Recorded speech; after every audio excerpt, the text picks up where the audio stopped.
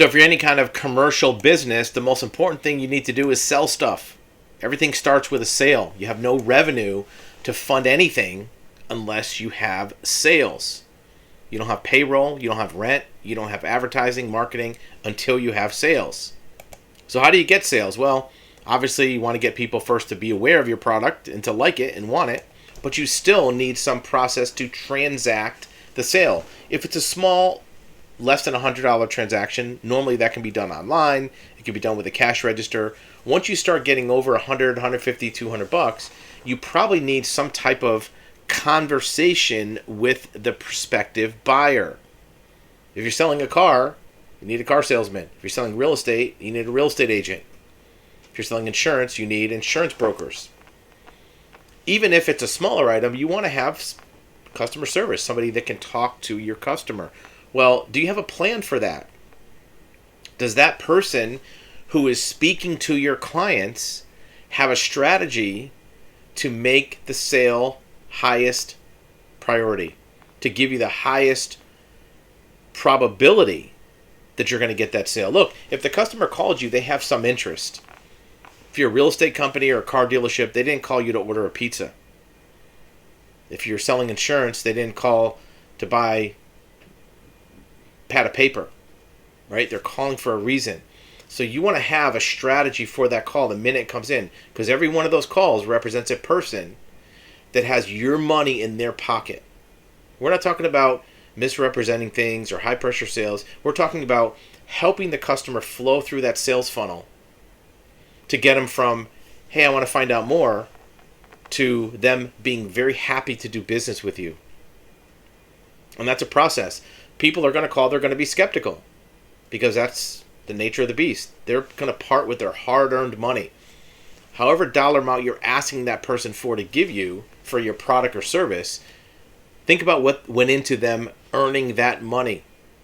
If it's a $300 item, let's say, and even if that person earns $30 an hour, you're asking them to give you 10 hours of their labor, 10 hours of their life for your product. So certainly they have some interest in it to begin with. They see that it might solve a problem, serve a need. That's why they're calling you. But how do you get them from that point to cha-ching, where you're cashing the register? Well, first, you have to have a series of steps. We're going to talk about one possible way to do this with 4 steps to follow through this road to a sale or pathway to a sale. Many of you are familiar with this. Many of you already use this. But if you're not, or even if you are, you might want to make sure that the process is at least intentional.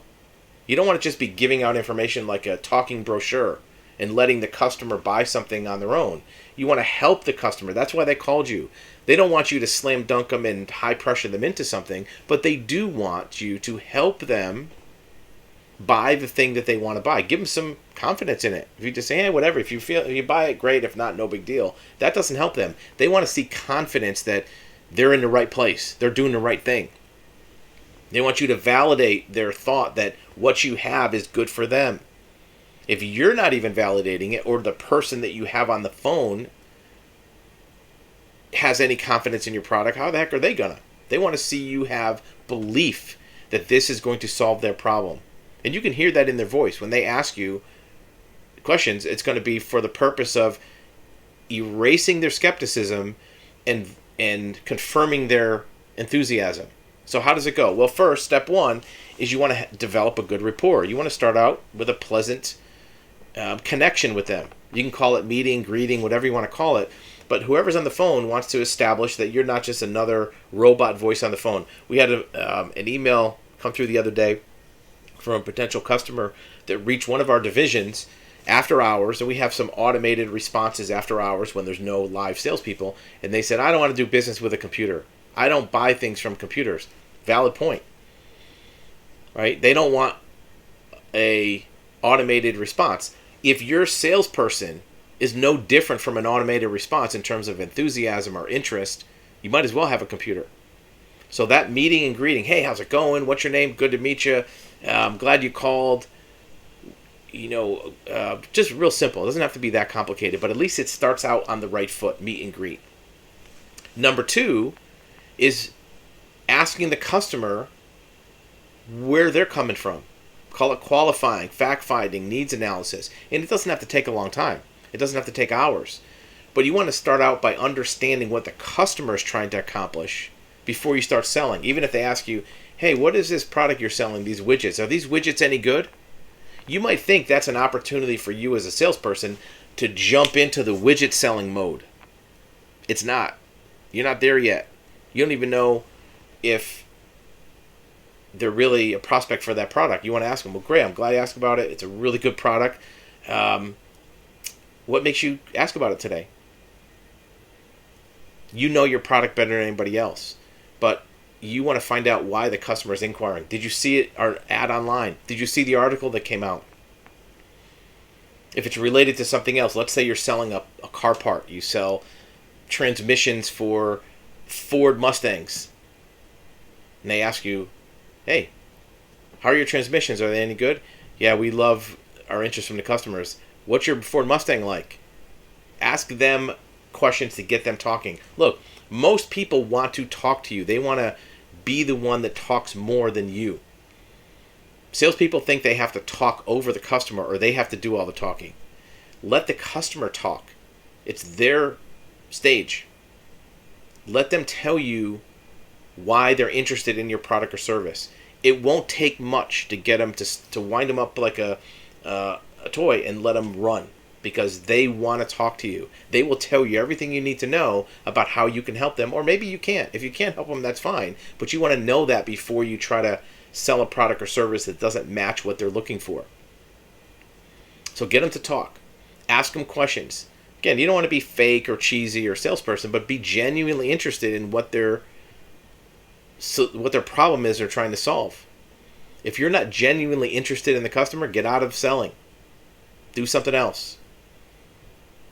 But you know as well as anybody else, the people that call you up as a salesperson or as a company, where they're coming from. Maybe you sell machine shop services to companies that need customized parts. Hey, how much do you charge for a CNC machining? Great, we have a lot of different things. What kind of parts do you need? What are you doing now? Where are you getting your parts from now? That's a good question to ask. If a customer is asking for a product or service that generally is purchased more than once, you can ask them, where you get your stuff from now? Why is that important? Well, obviously they're not going back to where that was, and they might tell you, well, I was getting it from this place, but they're taking too long. Their price went up. Their quality went down. The guy I was dealing with left. Right? You want to know these things. That's going to help you in a minute. Do not gloss over that part. Don't be afraid to let the customer talk. Don't be afraid for some challenging questions. You don't have to answer them right away. How much discount can I get? Is your product any good? Are you guys a scam? You get that question flat out. Collect all that information. Don't answer them all right away. Now, step 3 is product presentation, service presentation. You're going to answer all their questions and mix in the things about your product or service that you want them to know about. There's certain things that customers don't ask, but it's important for them to know. Good and bad. Hey, did you know you have to pay tax on this? Be aware that this is something that might not be available for 2 weeks. You want to mix in the bad things along with the good things that they asked about and things that maybe they didn't ask about but you know are important things. Now do your sales presentation, whatever that is, product, service, but just make sure, hopefully you were paying attention in writing down the things that person was asking about, so that when you do your presentation, you can key in on those or at least include them. You don't want to read from a brochure about your selling point that has nothing to do with what their needs are, their problems are. You want to key in on their particular things and add the things that you know are important and add in the negative so there's no surprises later. You don't want bad customer service. After you've done that, that's step 3. Don't forget step 4. Step 4 is to say, hey, you want to buy it? You got to ask for the sale.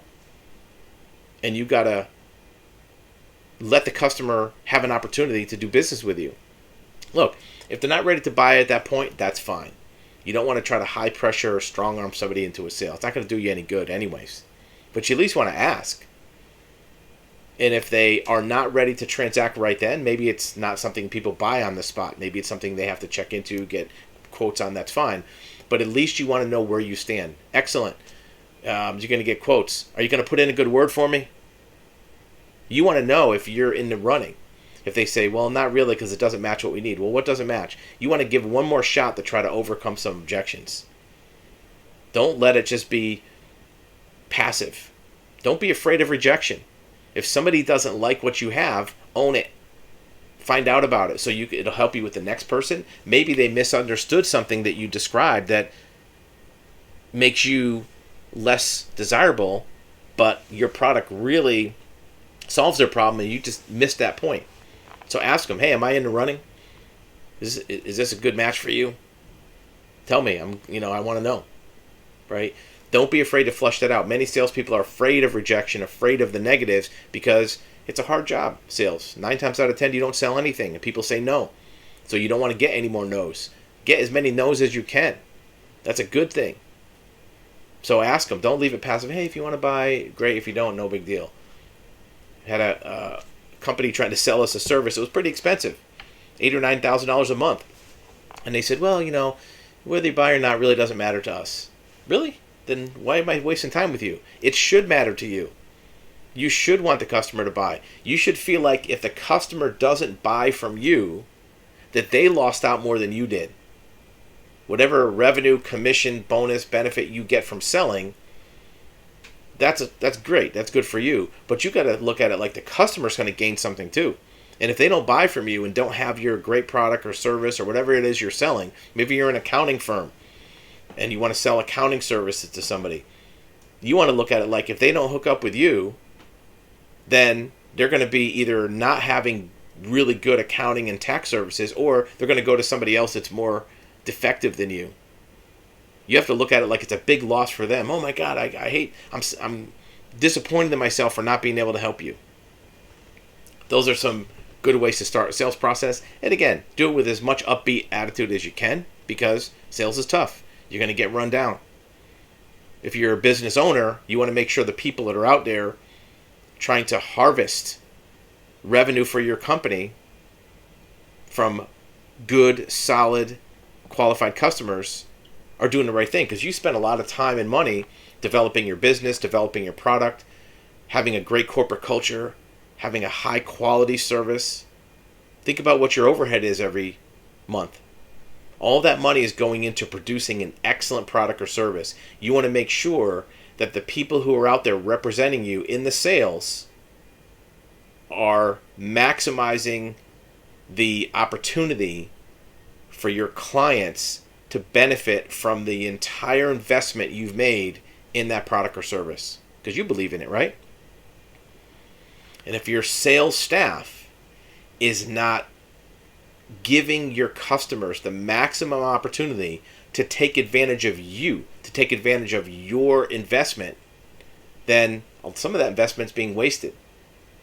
Because you could have an ice cream stand with the best ice cream in the middle of the desert. If nobody is there to sell it to a customer, then all that ice cream goes to waste. And your company is like an ice cream stand. Unless there's somebody that's out there presenting it to people who need it and would benefit from it, that investment is wasted on you, but also wasted on the market.